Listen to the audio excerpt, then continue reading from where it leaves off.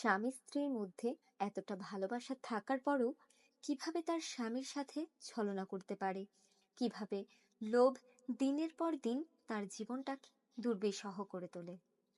বলছি ঈদে সম্প্রচারিত প্রেম ও ছলনার গল্প নাটকটির কথা।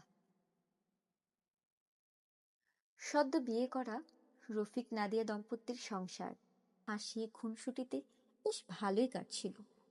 হঠাৎ একদিন রফিকের কাছে তার এক্স গার্লফ্রেন্ড উর্মির ফোন আসে। কল পেয়ে রফিক খুব অবাক হয়ে যায়।